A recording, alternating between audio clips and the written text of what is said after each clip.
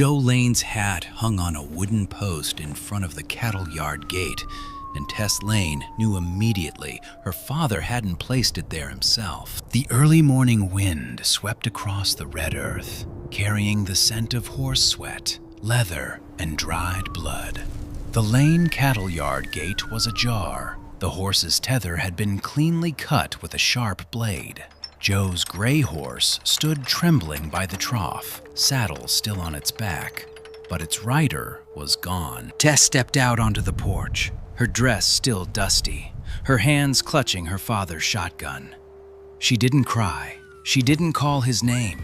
She just stood still, staring at the thin streak of blood on the brim of her hat, as if blinking would cause the entire house to collapse before her. Then she saw Roy Flint. He stood in the shadow of the gate, his coat covered in road dust, his hands askew from the gun at his side. The Lane family's hired hands immediately raised their guns. No one in Dry Creek had forgotten the name Roy Flint, cattle thief. The man was reviled by the entire town whenever his name was mentioned. Tess pointed the gun at his chest. Where is he? Roy didn't back down. His eyes fell on the hat, then on the cut rope. If I had captured your father, he said softly, I wouldn't have let the horse return alive. Tess wanted to pull the trigger. Part of her needed a guilty party, right now, before fear could consume her breath. But Roy didn't seem like a victor. He seemed like someone who had just heard the past opening a door behind him.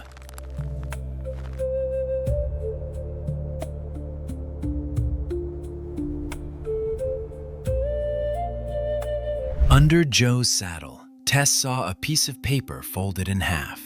She tore it open with trembling hands. On the paper was only one line. Tell Flint the road remembers. From the direction of Dry Creek Cattle Road, a rider on Dane Holt's horse slowly approached. He didn't ask if Joe Lane was alive or dead. He just looked at Roy, then smiled. Court opens at noon, he said. Shame if the old man can't speak. And in that moment, Tess understood. Her father hadn't just been kidnapped. The honor of the entire Lane family had just been put on trial. Tess Lane didn't answer Dane Holt's rider. She simply folded the paper, tucked it into her pocket, and pulled the reins of her father's gray horse toward town. Roy Flint followed 3 steps behind her. Not too close to be seen as threatening, not too far to look like a fugitive. The wind blew red dust across Dry Creek Cattle Road, covering the hoof prints, the bloodstains on Joe Lane's hat brim, and the name Flint, as if this land were accustomed to burying the truth. When they arrived in front of the sheriff's office, the town was awake. The saloon door was ajar. A woman pulled back the curtain, peeked out, and then quickly lowered it. The cattle herders stopped chewing their cigarettes when they saw Roy. No one asked if Tess was all right. No one asked if Joe Lane could still be alive. All eyes were on the man who had been called a cattle thief for the past 3 years. Dane Holt stood on the steps of the courthouse, his coat clean, his shoes free of mud, a smile just enough not to be called mocking. I told you, Dane said. A snake whose tail is stepped on will bite the first person it sees. Roy said nothing. Tess heard the sound of her gun lightly touching the buckle. She wanted Dane wrong, but she also lacked the courage to believe Roy was right. The sheriff came out, his face ashen. Flint, he said, hand over your gun. Roy slowly unbuckled his belt and set it down on the steps. No resistance, no pleading. He only looked at Tess once, as if he wanted to know if she was seeing a guilty man or a man too weary to be convicted before the trial even began. Tess took off her father's hat. Joe Lane was arrested, she said, and the one who did it left a message for Roy. Dane tilted his head. Or Flint left a message for himself. The crowd fell silent. Then Tess noticed a red thread caught on a brass button on the sleeve of a rider standing behind Dane. the same color as the torn piece of cloth she'd seen on the severed horse tether in the cattle yard. For the first time that morning, her fear took on a different form. It no longer pulled her back. It compelled her to look more closely. Tess stared at the red thread on Dane's rider's sleeve longer than a frightened woman should. He noticed and slowly pulled his sleeve down. Dane noticed too. His smile faded. "Miss Lane," he said, "your father is missing. This is not the time to chase after threads on someone else's clothing." Tess didn't answer. She just looked at the sheriff. But he turned away, as if the dust on the courthouse door suddenly mattered more than the blood on Joe Lane's hat. Roy Flint bent down to pick up his gun belt as the sheriff gestured for him to carry it inside. "I'm not running," Roy said, "but I'm not sitting here waiting to hang your father on false testimony either." That statement sent a chill down Tess's spine, because he hadn't asked if her father was alive. He spoke as if he knew exactly what Dane Holt needed Joe Lane for. That afternoon, Tess found Roy at the old line shack on the edge of town. The low log cabin nestled among dry grass, its windows cracked, its roof sloping as if weary from many seasons of wind. Roy was mending a reins in the gray light, his gun resting on the table a distance from his hand. Tess walked in, the shotgun barrel pointed directly at his chest. "He came to see you last night?" Roy looked up. Not angry, not surprised. "Yes." "Why?" "Because Dane wants him to confess that I stole the cattle 3 years ago." Roy pulled the string across his palm, slowly, each word carrying its own weight. Joe Lane said he'd rather lose his cattle yard than bury a man alive with a lie. Tess swallowed hard. Part of her wanted to believe her father was brave enough. Another part ached that he had remained silent for so long. She asked softly, "So, why didn't you leave Dry Creek?" Roy looked out at the red, dusty road outside the window. "Because someone really did steal something that belonged to me. Not the cattle. My name." The wind whistled through the gaps in the planks. Tess lowered her gun slightly. Roy stood up, walked to Joe's gray horse, and bent down to look at its hind legs. Dry red mud clung to the hooves, mixed with fine black ash. He said softly, "Old salt draw." Tess tightened her grip on her gun. "Where is that?" Roy looked at her. "Where Dane hid his cattle before the whole town called me a thief." Tess didn't ask any further questions. There were names in the West that didn't need immediate explanation. Just looking at the face of the person who said it was enough to know what had been buried there. Old Salt Draw lay more than 6 miles south of Dry Creek, where the red earth turned a burnt gray and the mesquite bushes grew low, like fingernails scratching the ground. Roy rode ahead, neither fast nor slow, his eyes scanning each hoofprint half buried by the wind. Tess followed, her shotgun level with the saddle, her shoulders stiffening each time a quail darted out of the thorny bush. She still didn't believe him, but for the first time, she feared that if he told the truth, the entire town had lived off a lie for 3 years. They found the first piece of rope next to a broken fence. The leather was cut at an angle, clean and deep, exactly like the horse tether at Lane Cattle Yard. Roy bent down, touching the cut. Not the knife of a hurried man. Tess looked at him. "You know because you've done it before?" Roy didn't look up. "I know because people used to use this exact cut to bring cattle across my land." The answer didn't make her feel any better, but it silenced her. They rode nearly another mile before spotting wheel tracks branching off from the cattle road, leading toward a sheltered valley. A small red piece of cloth, the same color as the thread on Dane's rider's sleeve, was caught in the thorns. Tess reached for it, but Roy grabbed her wrist. "Don't." A gunshot ripped through the air. Roy pulled Tess down behind a dry mound of earth. The bullet struck a fence post behind them, splinters of wood flying into her hair. Tess instinctively pulled the trigger. Her shot missed, only kicking up dust at the feet of an approaching rider. She gasped, embarrassed by her trembling hand. Roy didn't scold her. He simply reloaded her gun, his voice low and steady. A trembling hand is better than a hand accustomed to triggering a gun. The second rider fired. Roy waited, not hastily, not showing off. When he got too close, Roy lunged, knocking the gun out of his hand with the butt of his rifle and throwing him to the ground. Tess saw it clearly. Roy could have killed him, but he didn't. The rider lay gasping for breath in the bushes, blood trickling from his lips. Roy knelt down, pulling up his collar. "Where is Joe Lane?" He grinned, his eyes glancing south.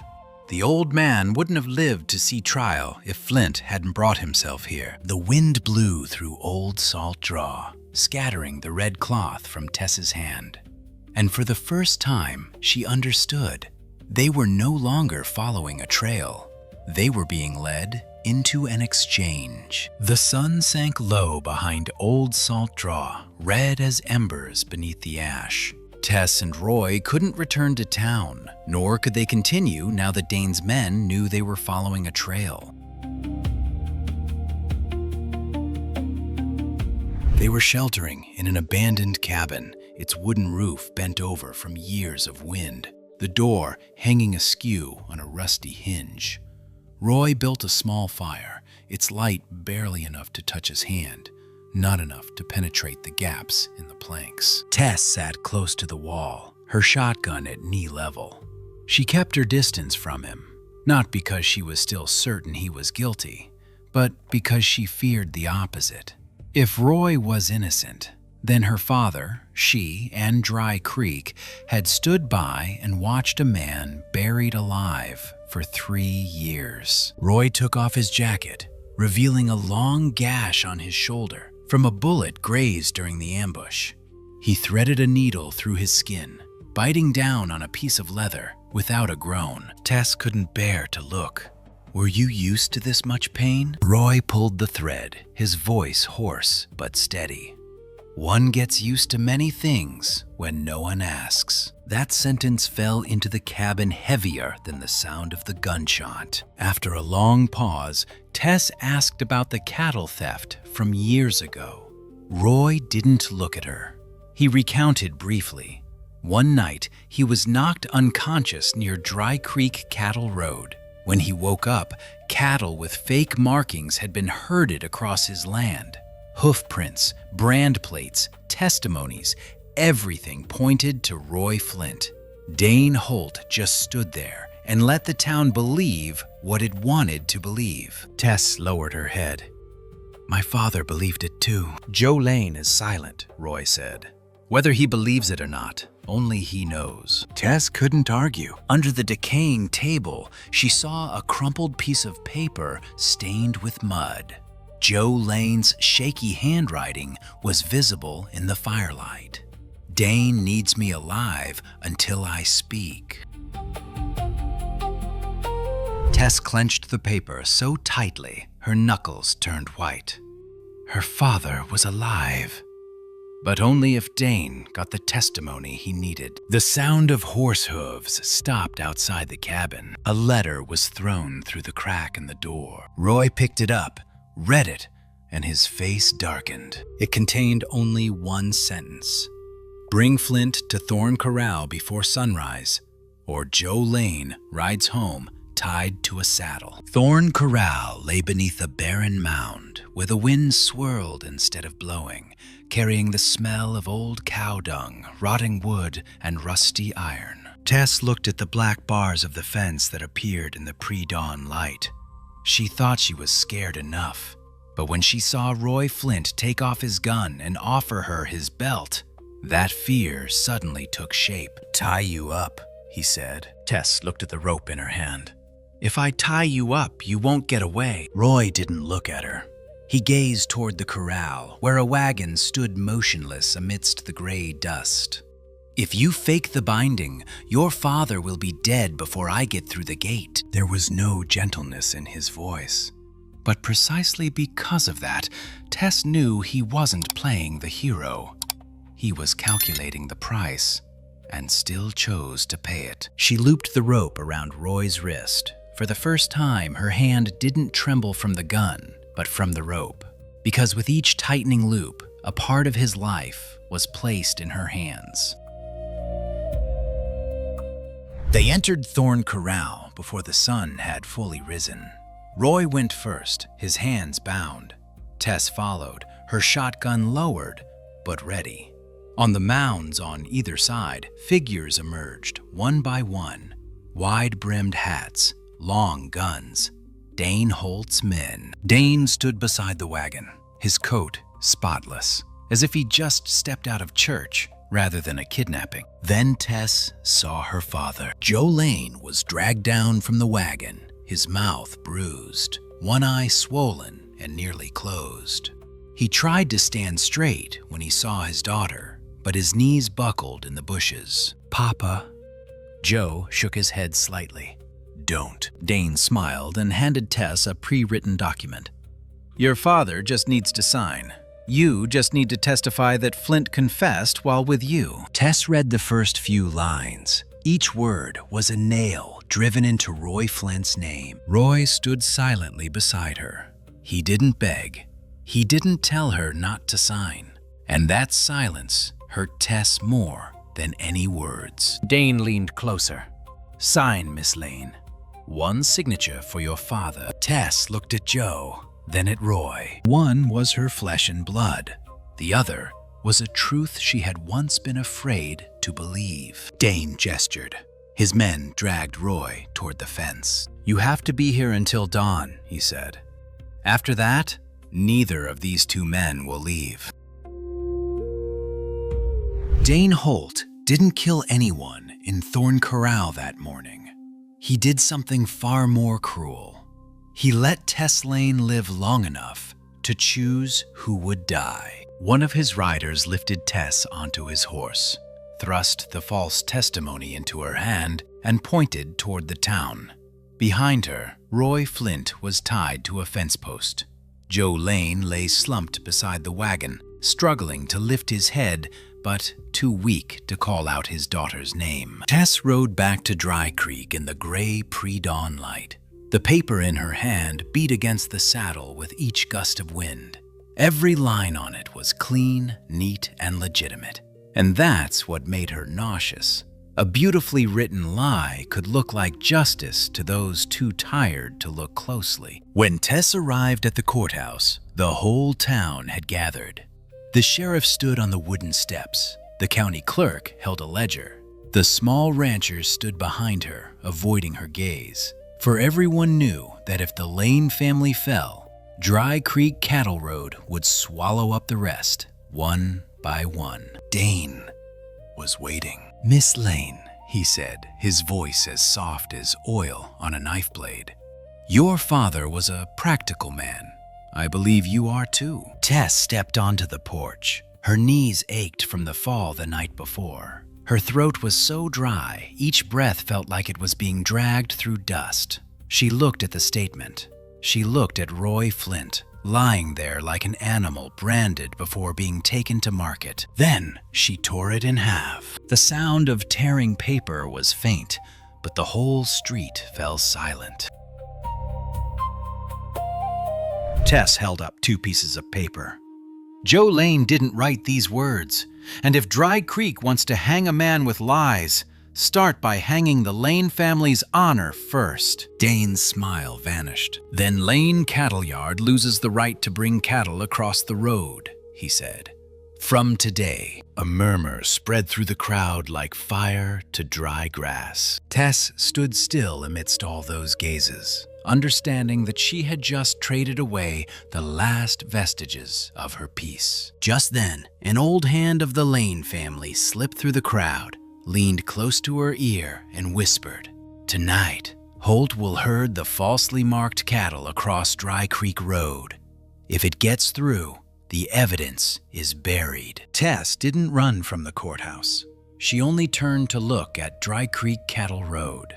The dusty red road lying still in the afternoon sun like a sleeping animal. From that day on, she was no longer Joe Lane's daughter, someone who only knew how to keep cattle yard records and avoid trouble. A piece of paper had been torn. A man had been dragged to the fence posts. A father lay somewhere in the hands of his enemies. And the whole town had just heard her choose truth over peace. As darkness fell, Tess left town with the old hand Abel, who had worked for the Lane family before she knew how to handle a horse. They carried no lights, they spoke no loudly. They simply let their horses tread on the edge of the road where the soft dust held the wagon wheel tracks. Near the south bend, a figure staggered out from the mesquite. Tess raised her shotgun. "Don't shoot!" Roy Flint's voice rang out, hoarse and low. He stood there, his shirt torn at the shoulder, his wrists bleeding from struggling to free himself from the ropes. He didn't look like someone who had just been rescued. He looked like someone who had left a part of himself behind at Thorn Corral to get here. Tess wanted to ask if he was in pain, but the words got stuck in her throat. Roy only looked at her once and said, "Joe is alive." Dane moved him to the old shed next to the road. They found Joe Lane before midnight. He lay on the rotting wooden floor, his leg injured, his lips cracked, but his eyes were still open. When he saw Roy, he turned away first, not out of hatred, out of shame. "I knew you didn't steal cattle," Joe whispered. "I knew it 3 years ago." Roy stood still. No forgiveness comes quickly in that darkness. Tess knelt beside her father, but didn't speak for him. She simply squeezed Joe's cold hand, letting him settle the debt he had kept silent for so long. Abel searched under the floorboards as Joe had instructed. There was a fake brand plate, a dusty cattle register, and a list of cattle that had been moved across Dry Creek Road under someone else's name. Roy looked at the items as if he were looking at a stolen part of his life. Then the ground began to shake. From afar, the sound of cattle echoed in the darkness, heavy and chaotic. Dane Holt wasn't waiting for the trial anymore. He was herding the entire herd across the road to bury the evidence under the hooves of the cattle before sunrise. No courthouse bells rang that morning. Only the sound of hooves echoed down Dry Creek Cattle Road like thunder rolling on the ground. Tess stood in the fading shadows, one hand holding the cattle count book, the other supporting Joe Lane. Her father tried to stand, but his legs gave way each time the herd approached. Roy Flint stepped into the middle of the road, his shoulder soaked with blood, his face pale with exhaustion. "You'll be trampled to death," Tess said. Roy didn't turn. "If this herd had passed, I would have been dead 3 years ago." Dane Holt rode behind the cattle, his clean coat now covered in dust. When he saw Roy blocking the road, he slowed his horse. In that moment, Tess saw for the first time on Dane's face not anger, but fear.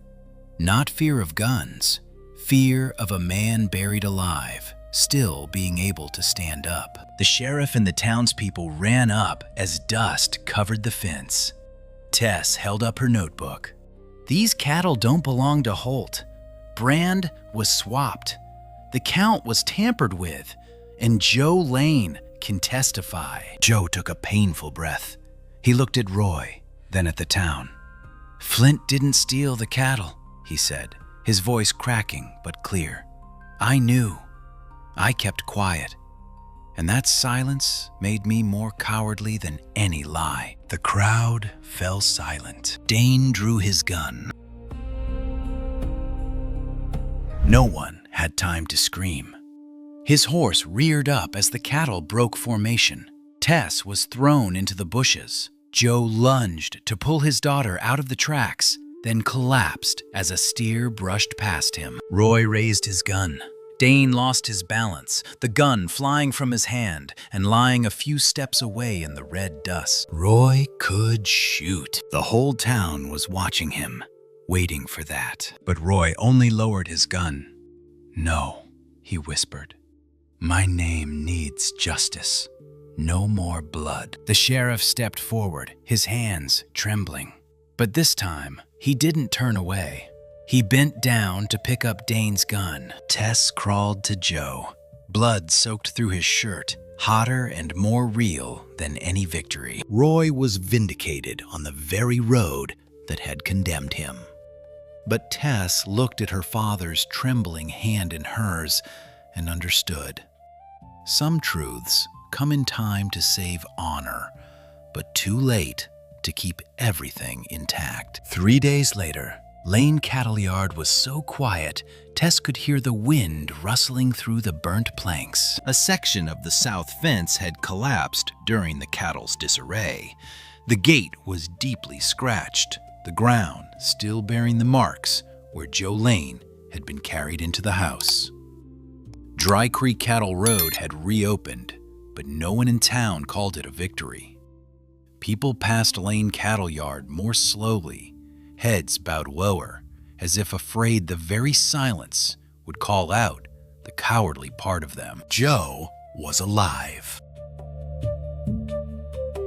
But he no longer walked as he used to. His right leg was wrapped in thick bandages, and every time he stood up, he had to cling to the edge of the table.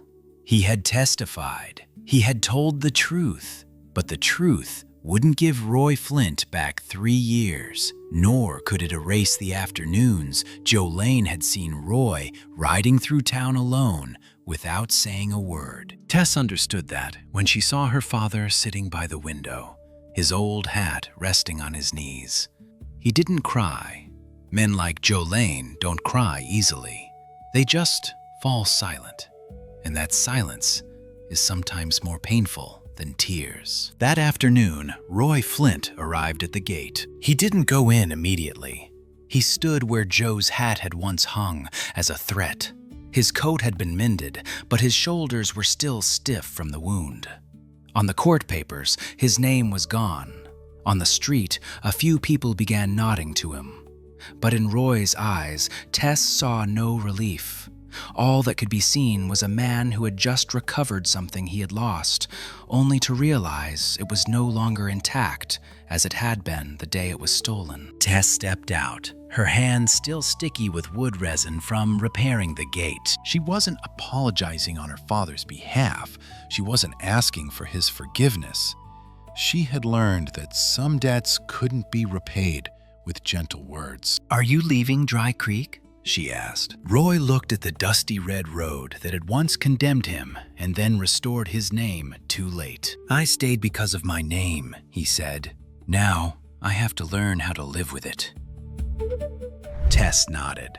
She hung Joe's hat back on the wooden post in the front yard, no longer as a sign of abduction, but as a reminder that honor can be saved, but never cheaply. Roy stood beside her.